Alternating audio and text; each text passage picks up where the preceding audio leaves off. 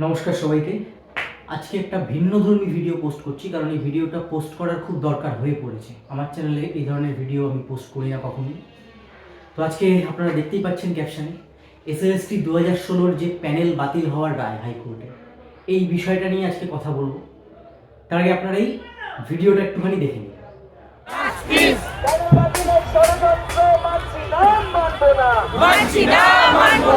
Panel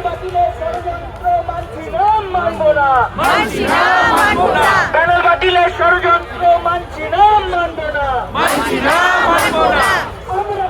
যোগ্য যারা, যোগ্য যারা, যোগ্য যারা, যোগ্য যারা, we want justice, we want justice, we want justice। এই ভিডিওটা হচ্ছে স্প্ল্যানেড ওয়াই চ্যানেল, যেখানে গত 27 তারিখ থেকে আজকে 2 তারিখ অবধি রাজ্যের সরকারি স্কুলে চাকরিরত হাজার হাজার শিক্ষক এবং শিক্ষিকারা রাত্রি যাপন করছেন ধর্ণা। এই যে হাইকোর্টের এই যে একটা অবিশ্বাস্যকারীর মতো একটা রায় দেওয়া এবং একটা বিশাল বড় রাজনৈতিক ষড়যন্ত্র, সেটা কীরকম আমি আস্তে আস্তে যুক্তি সহকারে বোঝাচ্ছি আপনাদের। তো এই সমস্ত কিছুর বিরুদ্ধে তারা একদম খোলা আকাশের নিচে, তাদেরকে ত্রিপল টাঙানোর পারমিশন দেয়নি কলকাতা পুলিশ, তার মধ্যে রাত কাটাচ্ছি। আমি নিজেও দুরাত্রি ছিলাম, আমার জ্বর হয়ে গেছিল। এবং কিছু কিছু দৃশ্য এখানে আছে যেগুলো অত্যন্ত হৃদয় বিদারক। এক ম্যাডাম এসছেন, তার প্রায় 60-70 বছরের মাকে সঙ্গে নিয়ে তিনি আমাদের সঙ্গে রাত কাটাচ্ছেন। ভাবুন, তিনি আমাদের সঙ্গে 27 তারিখ অবধি, 27 তারিখ যেদিন মিছিল ছিল, আপনারা জানেন হয়তো অনেকেই, শিয়ালদা স্টেশন থেকে স্প্ল্যানেড রানী রাসমণি অবধি, সেই মিছিলে উনি পায়ে পা মিলিয়ে হেঁটেছেন আমাদের সাথে। এবং ওনাকে যখন জিজ্ঞেস করেছি নিউজ চ্যানেল থেকে যে আপনি কেন এসেছেন, উনি বলছেন আমি আমার সমস্ত সন্তানদের জন্য এখানে এসেছি।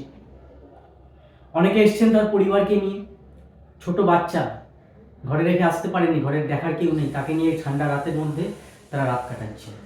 এরা কি সবাই অযোগ্য? আপনাদের প্রত্যেকের হয়তো এই যে বিষয়টা, এই পুরো বিষয়টা নিয়ে স্বচ্ছ ধারণা নেই। তো আমি আগে টেকনিক্যাল ব্যাপারগুলো বাদ দিয়ে খুব সহজে বিষয়টাকে আপনাদের কাছে তুলে ধরি, তারপর আমি যুক্তি দিয়ে বোঝাচ্ছি পুরোটা। তো মূল বিষয়টা হচ্ছে এসএলএসটি 2016 যে প্যানেল, একটা পরীক্ষা হয়েছিল, স্কুল সার্ভিস কমিশন থেকে নেওয়া হয়েছিল। সেই পরীক্ষা নেওয়ার মধ্যেও প্রচুর ডিলে ফিলে ছিল। আমি শুনলাম, আমি এত কিছু জানতাম না। আমি তো নিজে পরীক্ষার্থী নই, আমার পরিবারের একজন এখন এর ভিকটিম এই ডিসিশনে, এবং আমার চেনা বন্ধু কয়েকজনও রয়েছে। তো এই পরীক্ষার মাধ্যমে রিক্রুট হয়েছিল মূলত ক্লাস 9-10-এর যারা শিক্ষক হন সেই গ্রুপের, ক্লাস 11-12-এর কিছু শিক্ষকের নিযুক্তিকরণ হয়েছিল সেই গ্রুপের, এবং গ্রুপ সি এবং গ্রুপ ডি, অর্থাৎ যাদের আমরা অশিক্ষক কর্মচারী, অর্থাৎ নন টিচিং স্টাফ। কয়েক বছর পরে দেখা যায় যে কিছু দুর্নীতি সামনে আসে বা দুর্নীতির কথা প্রকাশ পেতে থাকে। তখন কিছু শ্রেণীর মানুষ যারা যোগ্য, হয়তো হয়তো আমি বলবোই, কারণ তাদেরটা তো ক্লিয়ার না এখনো, অবশ্যই যোগ্য অনেকেই আছেন তাদের মধ্যে, কিন্তু বঞ্চিত, অর্থাৎ তাদের জায়গায় দুর্নীতি করে বা অন্যান্য নিয়ম বহির্ভূতভাবে, অবশ্যই রাজ্য সরকারের আদেশে স্কুল সার্ভিস কমিশন কিছু দুর্নীতিপরায়ণ লোককে ঢোকায়, যারা টাকার মাধ্যমে হোক বা অন্য কোনো উপায়ে এই চাকরিগুলোতে তাদের ঢোকানো হয়, যাদের চাকরি পাওয়ার কথা না। কীভাবে ঢুকানো হয় অনেকগুলো বিষয় আছে, আমি কয়েকটা তুলে ধরি তার মধ্যে। যেমন ধরুন র্যাঙ্ক জাম্পিং, মানে একজনের ধরুন, খুব সিম্পলভাবে বোঝাচ্ছি, একজনের ধরুন 10 র্যাঙ্ক, তাকে 1 করে দেওয়া হয়েছে, 10 যে সে বাদ পড়ে গেছে। এরকম একটা ব্ল্যাঙ্ক ওয়েমারের কথা উঠে আসছিল, কিন্তু সেটা এসএসসি গত দিনের হিয়ারিংয়ে শুনলাম সুপ্রিম কোর্টের, আমি সবকটা হিয়ারিংয়ে শুনেছি সুপ্রিম কোর্টের। তো সেদিনের হিয়ারিংয়ে এসএসসি বললো যে না, ব্ল্যাঙ্ক ওয়েমারের কোনো ব্যাপার নেই, মানে ফাঁকা ওয়েমারকেও রাখেনি, সেরকম ব্যাপার নেই। ম্যানিপুলেশনটা হয়েছে কীভাবে? ধরুন ওয়েমারটায় একজন 30টা সঠিক প্রশ্নের উত্তর অ্যাটেন্ড করেছে, তাহলে সে 30 পাবে, তার নাম্বারটা যখন তোলা হবে সেটা 30 হবে, কিন্তু সেটাকে 53 করে দেওয়া হয়েছে। তো দুর্নীতিটা এইভাবে মেইনলি হয়েছে। এছাড়াও অনেক কিছু আছে, সেগুলোতে আমি বিস্তারিত যাচ্ছি না। তো দুর্নীতি হয়েছে, তো প্রথমে একটা কমিটি তৈরি হয়, বাক কমিটি বলে। তো তারা একটা রিপোর্ট দেয়, এবং তারপরে হাইকোর্টের আন্ডারে এই কেসটার তদন্তভার তোলে হচ্ছে সিবিআই তদন্ত করে করে কিছু, আপনারা জানেন, অনেকে জানেন না, হার্ড ডিস্ক পায় একজনের কাছ থেকে, যে ব্যক্তিটি এসএসসি যাদের এই ডেটাটা স্ক্যান করতে দিয়েছিল, অর্থাৎ ওএমআর শিট যেগুলো, সেগুলো যাদের খুব খুব কঠিন কিছু কাজ না, মানে স্ক্যান করে যে মার্কসটা তোলার কাজটা, এটা একটা সংস্থাকে দিয়েছিল। সেই সংস্থার কর্মরত এক কর্মী তার কাছ থেকে 3টে হার্ড ডিস্ক উদ্ধার করে, যে কর্মীটি এখন আর ওই সংস্থার সঙ্গে যুক্ত নয় কোনোভাবে, ঠিক আছে। তো সেখানটায় ওই হার্ড ডিস্কগুলো রিকভার করার পর এসএসসি একদম খুব স্পেসিফিক্যালি দেখতে পায় যে কীভাবে দুর্নীতিটা হয়েছে এবং কারা কারা দুর্নীতিটা করেছে, ঠিক আছে। এইবারে তার ভিত্তিতে হাইকোর্ট এসে গত সম্ভবত মে মাসে রায় দেয় যে প্যানেলটি ক্যান্সেল করা হবে। এইবার বিষয় হচ্ছে, আপনাদের মধ্যে অনেকেই এই মুহূর্তে যেটা আমি দেখছি যে অনেকেই এখন বলছেন, আগে কিছুদিন আগে অবধিও বলছেন না, এখন বলছেন যে যোগ্য আর অযোগ্যদের পৃথক করা হোক, যারা অযোগ্য তাদের চাকরি যাক, সেই জায়গায় যারা বঞ্চিত, যারা সত্যিকারের যোগ্য তারা ঢুকুক, এবং যারা এখন চাকরিরত এবং যোগ্য তারা সসম্মানে চাকরি যেভাবে করছেন করুক। মনে রাখবেন তারা কিন্তু এখনো চাকরি করছেন, তবে সেটা সুপ্রিম কোর্টের স্টে অর্ডার, ঠিক আছে। এটা অনেকে বলছেন, কিন্তু এখনো কিছু লোক তারা বলছেন গোটা প্যানেল বাতিল হয়ে যাক। এদের মধ্যে দু শ্রেণীর লোক আছে। এক শ্রেণীর লোক হচ্ছে একদম অশিক্ষিত মূর্খ, তাদের হয়তো দিন কাটে ওই নেতাদের পা মালিশ করে, তো এদের কথা আমি ধরছি না, এদেরকে উত্তর দেওয়ারও কোনো প্রয়োজন নেই। আপনারা যারা পুরো বিষয়টা সম্পর্কে আপনাদের স্বচ্ছ ধারণা নেই, তাদের বলি যে সবাই অযোগ্য নয়, বেশিরভাগই যোগ্য। সেই পরিসংখ্যানটা কত? এই পরিসংখ্যানটা কিন্তু আমি মন করে দিচ্ছি, এই পরিসংখ্যানটা সিবিআই রিপোর্ট বলছে। গ্রুপ সি এবং গ্রুপ ডিতে এই সংখ্যাটা সম্ভবত 52% করাপশন হয়েছে, মানে দুর্নীতি করে চাকরি পেয়েছে বা চাকরি দিয়েছে। ক্লাস 9-10-এ দুর্নীতির পরিমাণটা খুব কম, সম্ভবত 9%, সম্ভবত নয়, ওই 8.4 বা 9 এরকম কিছু একটা, আমি রাউন্ড ফিগারে বলছি 9%। এবং ক্লাস 11-12 শিক্ষকদের ক্ষেত্রে সেটা হচ্ছে 14%, মানে 100 জনের মধ্যে 14 জন দুর্নীতিতে যুক্ত, বাকি 86 জন কিন্তু নয়, অর্থাৎ এদের বিরুদ্ধে কোনো সিবিআই রিপোর্টে কোনো অভিযোগ নেই, কিছু নেই। এবার প্রশ্ন হচ্ছে, তাহলে গোটা প্যানেল ক্যান্সেল হলে পরে সবারই চাকরি থাকবে, এবং আপনারা যারা গোটা প্যানেল ক্যান্সেল হওয়ার পক্ষে কথা বলছেন তাদের বলি আপনাদের পুরোটা ধারণা নেই। দেখুন, গোটা প্যানেল ক্যান্সেল হয়ে গেলে কিন্তু যারা চাকরি পায়নি তাদেরও কিন্তু আর চাকরি পাওয়ার কোনো সম্ভাবনা থাকছে না, কারণ তারা যে প্যানেলে পরীক্ষা দিয়েছে সেই প্যানেলটাই তো থাকছে না, তারা কী করে চাকরি পাবে? এই সহজ বিষয়টা কেউ বুঝতে চাইছে না, আজকে আমি সেটা বোঝালাম। প্যানেল বাতিল হলে কিন্তু কেউ চাকরি পাবে না। রাজ্য সরকার দুর্নীতি করেছে এবং দুজন অত্যন্ত ধান্দাবাজ উকিল এই প্যানেল বাতিলের শোরগোলটা তুলছে। এবং আমি বলে রাখি, এই উকিলরা রাজ্যে যখনই কোনো দুর্নীতি হয়, রাজ্যে তো প্রচুর দুর্নীতি হচ্ছে দেখতেই পাচ্ছেন, মানুন বা না মানুন, এই ধান্দাবাজ উকিলরা কিন্তু খুব খুশি হয় এই দুর্নীতিগুলো হলে, কারণ এদের পকেটটা ভরে। যতবার এই দুর্নীতি হয় এদের পকেটটা ভরে। বাংলা একটা প্রবাদ আছে, রদ দেখা এবং কলা বেচা।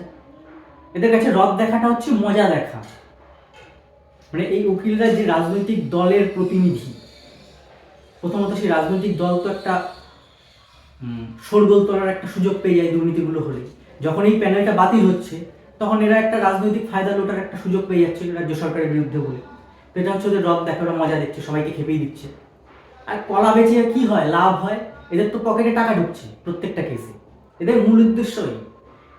হ্যাঁ, আমি নিজেও এদেরকে এতদিন ভাবতাম খুব মহান লোক, সবসময় দুর্নীতির বিরুদ্ধে লড়ে চলেছে। আজকে বাস্তবে দাঁড়িয়ে আমি নিজের অভিজ্ঞতা থেকে বুঝতে পারছি এরা দুজন হচ্ছে সব থেকে বেশি দুর্নীতি পরায়ণ। এবং শুধু এই SLST 2016 নয়, ওরা সব জায়গাতেই গিয়ে অন্যের পিছনে কাঠি করে বেড়াচ্ছে, একদম খারাপভাবে বলতে গেলে। নাম আমি এখানে করছি না, আপনারা সবাই জানেন। এবারে আসি পরের বিষয়টা। তাহলে কি বললাম যে প্যানেল বাতিল হলে পরে কিন্তু কারোরই চাকরি থাকবে। 2 নম্বর কথা যেটা, সেটা হচ্ছে দেখুন, হাইকোর্ট হোক সুপ্রিম কোর্ট হোক, হ্যাঁ অবশ্যই কোর্ট একটা নমস্য বিষয়, আমাদের কোর্টের রায় মানতে হবে, কিন্তু কোর্ট মানুষের ওপরে কখনো নয়। কোর্ট তৈরি হয়েছে মানুষকে বিচার পাইয়ে দেওয়ার জন্য। ভারতীয় সংবিধান বলে যে যদি দোষীর সাজা নাও হয় তাও কোনো ব্যাপার নয়, কিন্তু একজন নির্দোষ যেন অপরাধ না পায়। আজকে হাইকোর্টের এই রায়টার বিপক্ষে 1001টা পয়েন্ট তুলে ধরা যায়। আমি কয়েকটা সিম্পল পয়েন্ট তুলে ধরছি এবং আপনারা শুনুন মন দিয়ে, তাহলে বুঝতে পারবেন যে আমার কথাগুলো ভুল না ঠিক, আপনারা নিজেরাই বুঝতে পারবেন। এই যে যোগ্য চাকরিরা যারা আজকে রাস্তায় আছে, আপনারা অনেকেই বলছেন হ্যাঁ সবাই চোর, সবাই টাকা দিয়ে চাকরি পেয়েছে।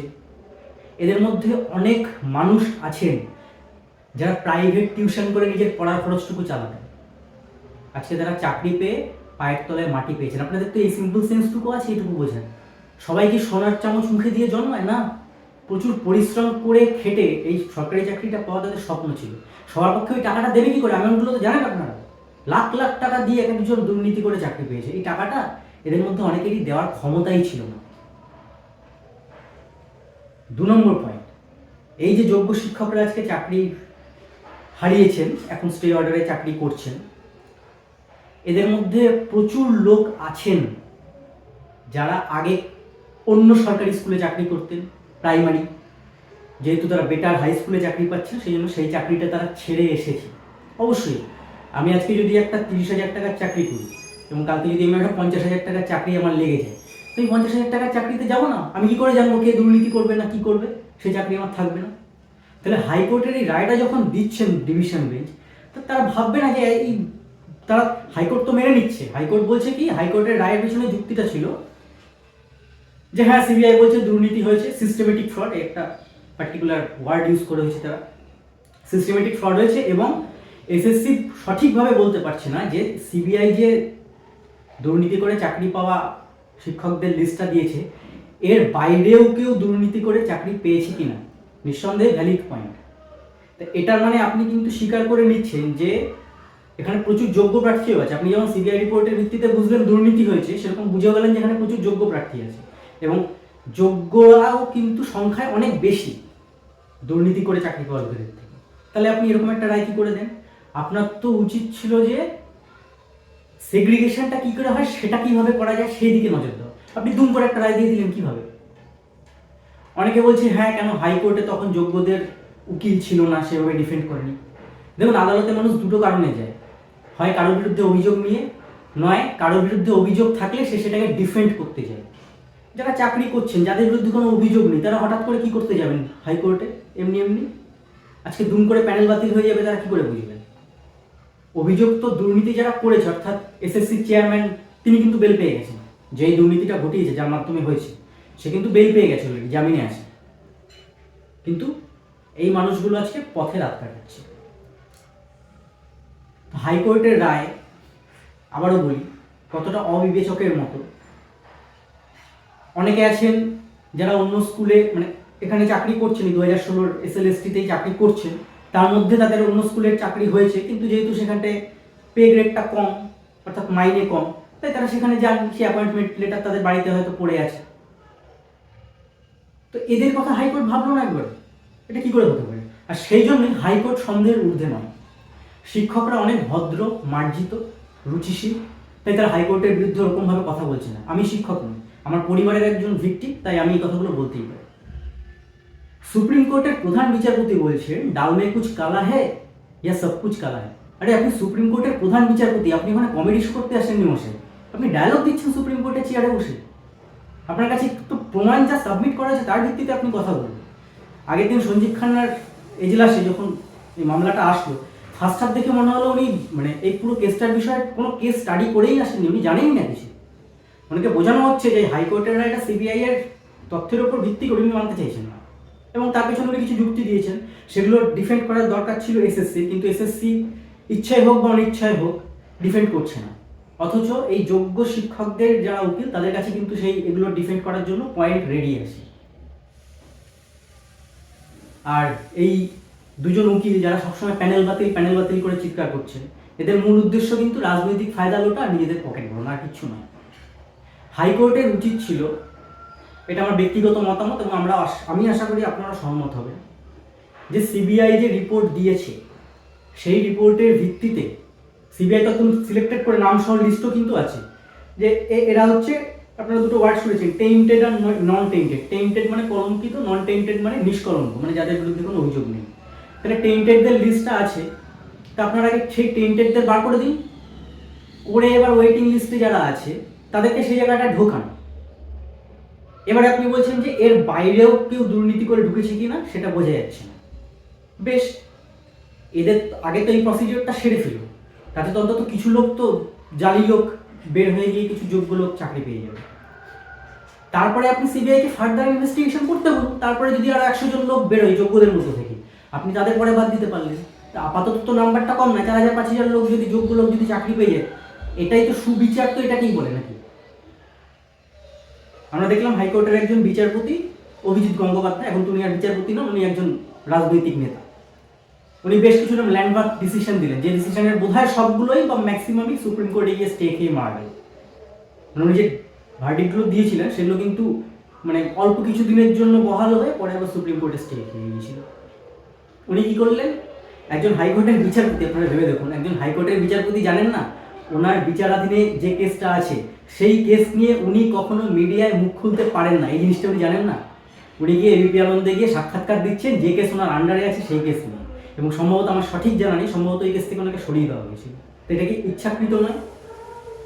তাহলে বিচারকরা যদি এরকম পলিটিক্যালি মোটিভেটেড হয় তাহলে মানুষ কোথায় যাবে? এটা হচ্ছে একটা বিশাল বড় প্রশ্ন।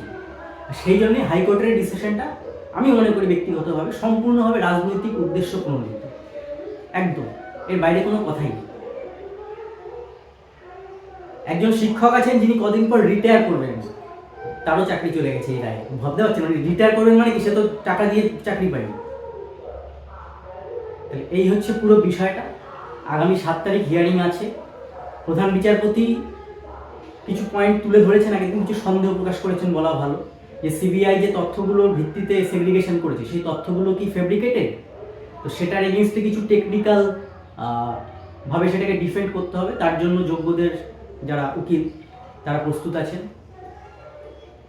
তো আশা করছি পজিটিভ রেজাল্টে কিছু বেরোবে। তো আপনারাও সবাই আমাদের সঙ্গে থাকুন এবং সুবিচারের দাবি তুলুন। প্যানেল বাতিল করে চিল্লাবেন না দয়া করে, মানে খুব বোকার মতো লাগে শুনতে। ঠিক আছে, সবাইকে নমস্কার, ভালো থাকবেন।